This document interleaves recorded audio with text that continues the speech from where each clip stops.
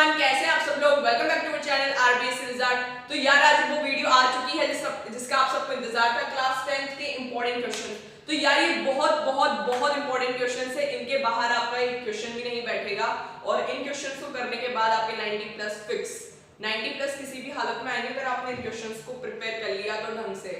और यार आप ये बात जानते हैं कि आरबीसी के एग्जाम्स होकर रहेंगे क्योंकि सीबीएसई जो है, सीबीएसई का मैटर जो है वो पूरे ऑल ओवर द इंडिया है, ठीक है। तो पूरे इंडिया में अगर किसी भी दो स्टेट्स में अगर हालात सही नहीं होते तो वो लोग एग्जाम्स कंडक्ट नहीं करवा पाते हैं।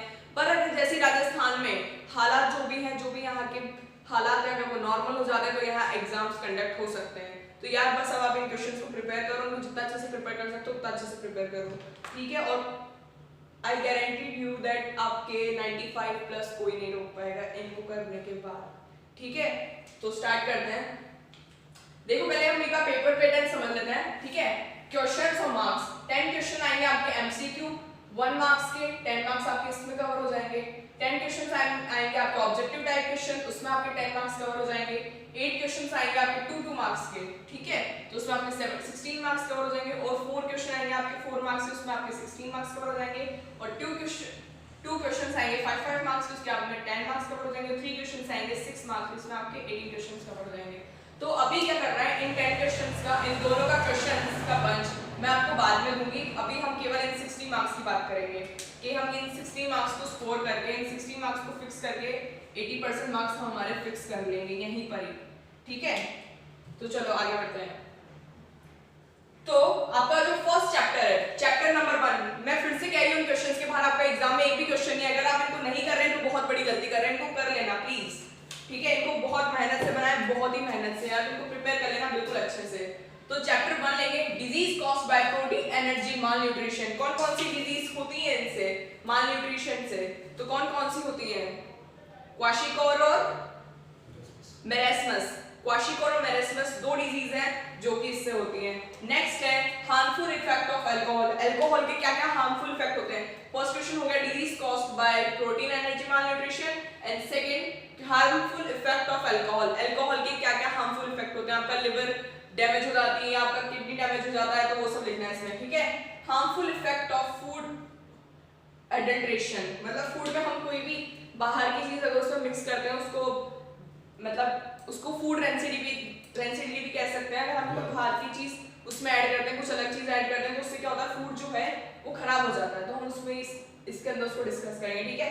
नेक्स्ट आ जाता है ह्यूमन फिजियोलॉजी में से हमें ये कवर करना है, human digestive system. Human digestive system के सारे जो पार्ट्स होते हैं उनका सबका हमें फंक्शन आना चाहिए और एक्सप्लेन विद लेबल डायग्राम। मैं फिर से कह रही हूँ लेबल डायग्राम होना चाहिए और बहुत अच्छा होना चाहिए। तो जो भी आपके 10th के डायग्राम्स है वो सब मैं आपको बनाना बता दूंगी, हमारे इस चैनल पे वीडियोस अपलोड हो जाएंगी।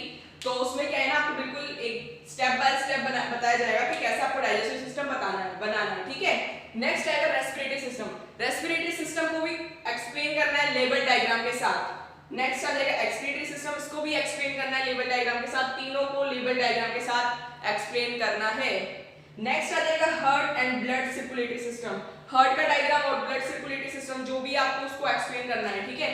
तो जो ये आपका फर्स्ट क्वेश्चन है disease caused by protein energy mall nutrition, ये आएगा 2 मार्क्स में। 2 मार्क्स में आने के इसके पूरे चांसेस हैं।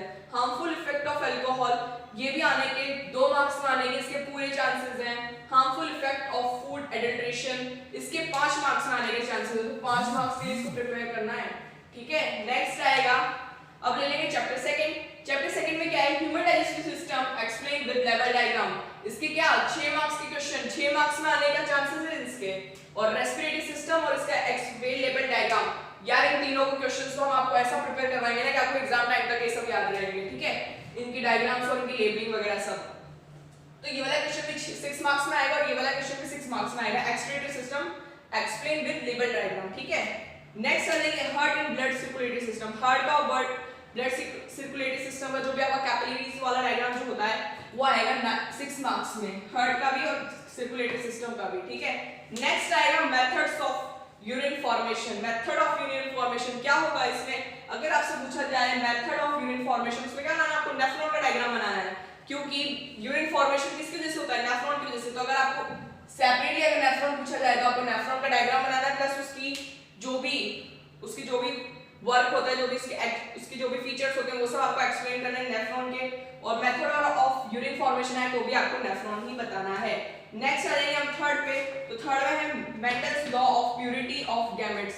ठीक है, तो आपको पहले एक दो लॉ है, इनको याद रखना है, Mendel's law of purity of gamete and Mendel's law of independence assortment. एक और क्वेश्चन आप चाहे तो ऐड कर सकते हैं कि मेंडल ने पी प्लांट ही क्यों चूज करा अपने एक्सपेरिमेंट के लिए, तो आप उसको भी ऐड कर लेना यहाँ पर, ये क्वेश्चन शायद लिखना भूल गए, तो आप इसको याद रखना कि मेंडल ने पी प्लांट ही क्यों यूज करा अपने एक्सपेरिमेंट के लिए, तो ये भी 2 मार्क्स के इंपॉर्टेंट क्वेश्चन बन सकता है। तो हार्ड वाला क्वेश्चन भी आपके 6 मार्क्स में आ सकता है, मेथड ऑफ यूरिन फॉर्मेशन भी आपके 6 मार्क्स में आ सकता है, Mendel law of purity of gamete 2 marks में आ सकता है, and Mendel law of independent assortment 4 marks में आ सकता है, तो उसको बहुत अच्छे से प्रिपेयर करना है। नेक्स्ट आते हैं इराथ्रोब्लास्टोसिस फिटियोलिस, इराथ्रोब्लास्टोसिस फिटियोलिस, ये आ सकता है आपकी 4 मार्क्स में, इंपॉर्टेंट है काफी। प्रोसेस ऑफ ब्लड ट्रांसफ्यूजन, जो ब्लड ट्रांसफ्यूजन होता है उसकी जो प्रोसेस होती है उसके बारे में भी आपसे पूछा जा सकता है 5 मार्क्स में, and precautions during blood transfusion, blood को ट्रांसफर करते टाइम जो आप इसमें इराथ्रोब्लास्टोसिस फिटियोलिस में वो RH+ और RH नेगेटिव वाले जो चीजें हैं वो इसमें आएंगी, ठीक है। And precaution during blood transfusion, blood transfusion की तरफ के वक्त हमें क्या क्या प्रिकॉशंस लेने चाहिए, जो भी प्रिकॉशंस लेने चाहिए वो इस क्वेश्चन में आएगा। ये 5-5 नंबर के बड़े क्वेश्चंस बन सकते हैं, तो अच्छे से प्रिपेयर करना है, ठीक है। नेक्स्ट आ जाते हैं हम चैप्टर नंबर 5 पर। चैप्टर नंबर 5 में ब्लीचिंग पाउडर, इसकी इक्वेशन, इसकी प्रिपरेशन, इसका फॉर्मूला इंपॉर्टेंट है 4 मार्क्स के लिए, याद रखना। कॉस्टिक सोडा इसका फॉर्मूला, इसकी प्रिपरेशन, इसकी इक्वेशन इंपॉर्टेंट है, और यूजेस भी आपसे 1 मार्क्स में पूछे जा सकते हैं, तो ये यूजेस भी प्रिपेयर करने ढंग से। लुईस कॉन्सेप्ट, जो भी आपका लुईस और ब्रॉन्स्टेड-लॉरी कांस्टेंट है उसको भी ढंग से प्रिपेयर करना है। लुईस कॉन्सेप्ट के भी 4 मार्क्स में आने के चांसेस है, ब्रॉन्स्टेड-लॉरी कांसेप्ट के भी 4 मार्क्स में आने के चांसेस है। नेक्स्ट लेंगे displacement reaction with example. Displacement reaction जो होती है ना उसको लिखनी आनी चाहिए आपको एग्जांपल के साथ, और जो रिडॉक्स रिएक्शन है उसको भी लिखनी आनी चाहिए आपको एग्जांपल्स के साथ। इनको एग्जांपल्स के साथ लिखनी है। इनकी जो भी डिस्प्लेसमेंट रिएक्शन वो होती है जो ज्यादा रिएक्टिव होता है उसको डिस्प्लेस करके खुद उसकी जगह आ जाता है, तो डिस्प्लेसमेंट रिएक्शन में वो होता है। रिडॉक्स रिएक्शन क्या होती है जिसमें oxidation reaction and reduction reaction both take place simultaneously, जिसमें दोनों रिएक्शंस होती हैं एक साथ, तो उसमें क्या कहेंगे रिडॉक्स रिएक्शन। और कैटालाइसिस क्या होता है, कैटालिस्ट क्या होता है, कैटालिस्ट वो सब्सटेंस होता है जो क्या करता है रेट ऑफ रिएक्शन को इंक्रीज कर देता है। तो क्या होगी इसकी डेफिनेशन आएगी, इसके कैरेक्टरिस्टिक्स आएंगे, उसके टाइप्स आएंगे। तो यार ये सब चीजें आपको प्रिपेयर कर लेनी है। इस क्वेश्चंस के बाहर आई गारंटेड यू एक भी क्वेश्चंस बाहर नहीं आएगा। तो यार अगर आप इनको प्रिपेयर नहीं कर रहे हैं ना तो बहुत बड़ी गलती कर रहे हैं, इनको प्रिपेयर कर लो, ठीक है। इसका स्क्रीनशॉट ले लो या फिर इसको लिख लो, जैसा भी आपको सही लगे। इसके बाहर सीरियसली एक भी क्वेश्चन नहीं आएगा, मैं जोर इतना दे रही हूँ बार-बार, अगर आप नहीं करते तो आप सच में पछता जाएंगे। आप इसको कर लीजिएगा प्लीज, ओके। आगे बढ़ते हैं, आगे के चैप्टर्स ले लेते हैं फटाफट। मैं आपको पहले बताना भूल गई थी, सॉरी। डिस्प्लेसमेंट रिएक्शन होगी विद एग्जांपल्स, ये आएगी 2 मार्क्स में पूछी जा सकती है। रिडॉक्स रिएक्शन विद एग्जांपल, ये भी 2 मार्क्स में पूछी जा सकती है। एंड कैटलिस्ट, इसकी डेफिनेशन और कैरेक्टर, ये 5 मार्क्स में पूछे जाते हैं। अब सुनो, ये जो 5 और 6 मार्क्स के जो मैंने क्वेश्चन दिखाएंगे 15 क्वेश्चन है, और ये 15 क्वेश्चन ये सारे मार्क्स है ना आपके 28 मार्क्स। ये 28 मार्क्स आपके फिक्स कर देंगे अगर आप ये 15 क्वेश्चन पढ़ के जाते हैं तो। अगर जिन बच्चों को डर लग रहा है कि वो पास भी नहीं हो पाएंगे तो वो केवल ये 28 क्वेश्चन प्रिपेयर कर लेना यार, तुम पास हो जाओगे। और जिन बच्चों को 95 लाने हो तो सारे करने ही उनको, और पास भी क्यों होना यार, जब इतना सिंपल है, जब आपके पास पूरा क्वेश्चन पेपर भी क्या मतलब पूरे क्वेश्चंस आ चुके हैं, तो यार आप क्यों नहीं कर सकते हो। प्लीज आप करो और प्रिपेयर करो इनको, और अच्छे मार्क्स लाके दिखाओ सबको, ठीक है। चलो प्रिपेयर करो इनको फटाफट, इनको लिख लो।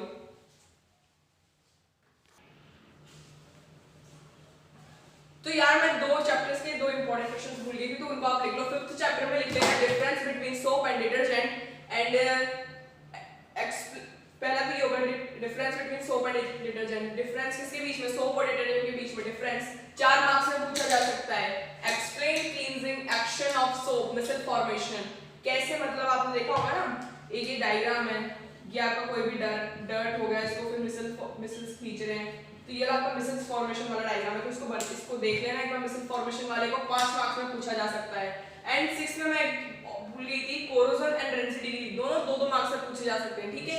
तो difference between soap and detergent 4 marks में, and cleansing action of soap micelle formation 5 marks में, और कोरोजन वाला 2 मार्क्स में, और रेंसिडिटी वाला भी 2 मार्क्स में। क्लियर है। नेक्स्ट आ जाते हैं हम चैप्टर नंबर 9 पर।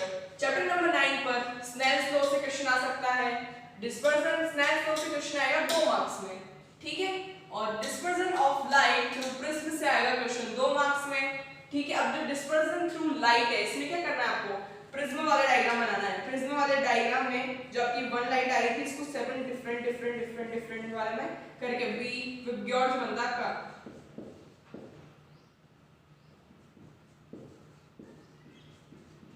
ठीक है। ये जो कलर्स बनते हैं आपके इन सब का ये वाला आपको डिस्पर्जन ऑफ लाइट वाला, अगर आपसे प्रिज्म का डायग्राम नहीं भी पूछा गया है तो भी डायग्राम बनाना है।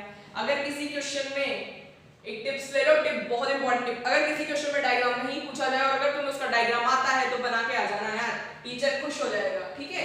नेक्स्ट लेंगे example of refraction of light, ठीक है। रिफ्रैक्शन ऑफ लाइट एग्जांपल वो तुमसे पूछ सकता है, what is refraction of light, give one example, ठीक है, या फिर एक्सप्लेन विद वन एग्जांपल। तो क्या करना है, या फिर वो आपको एग्जांपल देके पूछ सकता है कि इसमें कौन सा फिनोमेना होता है, तो आपको क्या कहना है, this is due to the refraction of light, okay. Next question आएगा रे डायग्राम, उसमें क्या मिरर का और लेंस के। अब जो भाई रे डायग्राम है ना ये भी मैं बनाना सिखाऊंगी आपको, ठीक है। तो कनेक्टेड रहना बिल्कुल, क्योंकि अब है ना पूरा सीरीज चल रही है साइंस वालों के लिए। जो भी इंपॉर्टेंट क्वेश्चंस हैं, जो भी जितनी भी मेहनत होगी ना 95 लाने के लिए साइंस में वो हम करेंगे यार, ठीक है। तो शुरू साथ साथ जुड़े रहना। रे डायग्राम बिल्कुल बनाना सिखाएंगे आपको, मिरर और लेंस के, और न्यूमेरिकल्स आ सकते हैं मिरर और लेंस फॉर्मूले से। तो क्या हो सकता है तुम्हें ये दोनों क्वेश्चंस दे देगा वो, तो तुम्हें वो डायग्राम दे देगा, फिर उससे पूछेगा कि इसका, और तुमसे फिर डायरेक्ट उससे न्यूमेरिकल पूछ सकता है वो तुम्हें डायग्राम देके, क्लियर है। नेक्स्ट ले लेंगे चैप्टर 11, चैप्टर 10 11 में से न्यूमेरिकल्स। न्यूमेरिकल्स आने के मैक्सिमम चांसेस है, इसमें आपसे कोई थ्योरी का क्वेश्चन नहीं पूछेगा, आपसे केवल न्यूमेरिकल्स पूछेंगे। न्यूमेरिकल किसका आ सकता है, वर्क का आ सकता है। वर्क के 2 फार्मूले हैं, 3 फार्मूले सॉरी, इसमें 3 फार्मूले यूज हुए हैं। Work equal to force into displacement, work equal to force into displacement cos theta and work equal to mgh, ठीक है। काइनेटिक एनर्जी का है हाफ mv², पोटेंशियल एनर्जी का है mgh, और पावर का है work upon time, change of work with respect to time. तो इसके लिए हम ये फार्मूला यूज कर सकते हैं mgh अपॉन t। तो क्या है ना, इसके जो भी न्यूमेरिकल्स है इसका 4 मार्क्स में इसका न्यूमेरिकल पूछ सकते हैं। तो इसके जो भी न्यूमेरिकल्स है सब आपको अपने चैनल पे कराए जाएंगे, आप कनेक्टेड रहिए, बस और कुछ भी नहीं चाहिए, ठीक है। चिपको, अब नेक्स्ट लेंगे 12 चैप्टर, इसमें क्या है, चिपको मूवमेंट और खेजड़ी दल मूवमेंट, ठीक है। खेजदाली मूवमेंट। तो इसमें क्या करना है ना आपको, इसमें जो भी ये मूवमेंट है और जो भी इसमें चीजें हुई है उसको सबको एक्सप्लेन करके इलैबोरेट करके खींच के लिखना है 4 मार्क्स में, समझे। एंड नेक्स्ट इंपॉर्टेंट क्वेश्चन आता है, most important question, sustainable development. ये मोस्ट इंपॉर्टेंट है, सस्टेनेबल डेवलपमेंट 2 मार्क्स में पूछा जा सकता है। Methods of water management. अब यार हम राजस्थान में रहने वाले लोग हैं, अगर हम नहीं समझेंगे मेथड्स ऑफ वाटर मैनेजमेंट तो हमसे बेहतर कौन समझ सकता है। तो ये इस क्वेश्चन का आंसर अच्छे से पूछ सकता है वो, और आप जानते हैं राजस्थान बोर्ड का राजस्थान का क्वेश्चन पूछेगा, तो ये 5 मार्क्स में लिख लो। नेक्स्ट आ जाएगा सेरीकल्चर। सेरीकल्चर में क्या होगा, सिल्क बनाने की प्रोसेस को क्या कहते हैं, सेरीकल्चर। उसमें जो मलबरी लीव्स पे जो बॉम्बेक्स जो कीड़ा रहता है वो क्या करता है, स्लाइवा ग्लैंड से स्लाइवा रिलीज करता है और उसके स्लाइवा को इकट्ठा करके बॉईल करा जाता है, उससे क्या बनता है, सिल्क बनता है। तो सेरीकल्चर भी इंपॉर्टेंट है और ये 4 मार्क्स में पूछा जा सकता है। नेक्स्ट आ जाएगा चैप्टर 15 में से वोल्केनो आपसे पूछा जा सकता है 4 मार्क्स में, अर्थक्वेक पूछा जा सकता है 4 मार्क्स में, एंड सुनामी पूछा जा सकता है 4 मार्क्स में।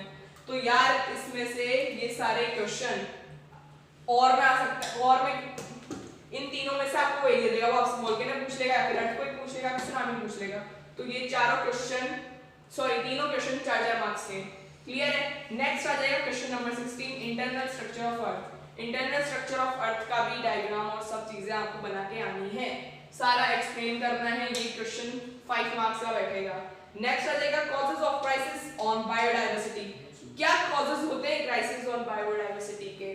तो यार इस क्वेश्चन को इतने इलैबोरेट करके लिखना है, इतना बड़ा लिखना है, कम से कम सुनो 5 मार्क्स का क्वेश्चन है, 8 से 9 लाइन में लिख लेना। और 6 मार्क्स का क्वेश्चन है, 6 मार्क्स का क्वेश्चन तो 10 लाइन तो लिख ही लेना। और कैसे लिखनी है, पॉइंट्स तुम डायरेक्ट पॉइंट्स बना के पॉइंट्स में लिखना है पहली बात तो डायरेक्ट उसके आगे 1 2 3 मत लगाना, स्टार मार्क करके लिखना ताकि टीचर गिनती नहीं करेगा वो, ठीक है। गिनने नहीं बैठेगा तुमने कितने पॉइंट्स लिखे, पर अगर जब तुम नंबरिंग कर दोगे ना तो उसको पता चल जाएगा कि इसने 10 पॉइंट लिखे हैं या 20 पॉइंट लिखे हैं। अगर तुम स्टार मार्क करोगे तो उसको आइडिया नहीं लगेगा तुमने कितने पॉइंट लिखे हैं, तुम्हारा आंसर बड़ा दिखेगा, क्लियर है। तो यार ये सब छोटी छोटी टिप्स के लिए भी आपकी एक दिन वीडियो बनाई जाएगी जिससे आपकी बिल्कुल भी 1 मार्क्स कटने का चांस ना हो और आप सब 99% स्कोर करें, ठीक है। तो यार इन सब क्वेश्चंस को प्रिपेयर करना, इनके बाहर सीरियसली क्वेश्चन में नहीं आएगा यार गाइस। अगर आप इनको छोड़ रहे हैं तो यार गलती कर दोगे सच में, और एक दिन पछताओगे जिस दिन रिजल्ट आएगा उस दिन, या फिर जिस दिन क्वेश्चन पेपर आपके हाथ में आएगा ना उस दिन यार पछताओगे यार कि यार काश कर लिए होते वो क्वेश्चंस। इतने बड़े क्वेश्चंस भी नहीं, ज्यादा भी नहीं, वही तो बोर्ड कराए यार। 30 दिन का टाइम है, रोज 3 क्वेश्चन पढ़ लो ना। 3 क्वेश्चन पढ़ने की औकात भी नहीं है, क्या है 3 क्वेश्चन भी 10 क्वेश्चन पढ़ लेंगे, पूरा एक दिन में पढ़ लेंगे यार, इतना तो ज्यादा है नहीं, ठीक है। रोज 7 से 8 घंटे पढ़ लो, बहुत है रोज 7। और अभी भी आपके पास ये सुन लो 5 वीक बाकी है। एक वीक में कितने दिन होते हैं? 7 डेज होते हैं। तो 7 दिन के अंदर पूरी साइंस नहीं पढ़ सकते हो क्या? इजी वे में पढ़ सकते हो और पढ़ लोगे। तो पढ़ना है, अब अच्छे से पढ़ना है, जितना आप अच्छे से पढ़ सको। और ये क्वेश्चंस प्रिपेयर कर लेना ढंग से। और अगर कोई भी डाउट हो किसी भी क्वेश्चन में, अगर तुम्हें कोई क्वेश्चन नहीं आता है तो पूछ लेना प्लीज कमेंट करके, मैं जरूर आंसर दूंगी आपको, ठीक है। तो नोट डाउन कर लो, इसको स्क्रीनशॉट ले लो, ओके। तो यार हैव अ नाइस डे और अच्छे से पढ़ो और बाय, ठीक है, बाय।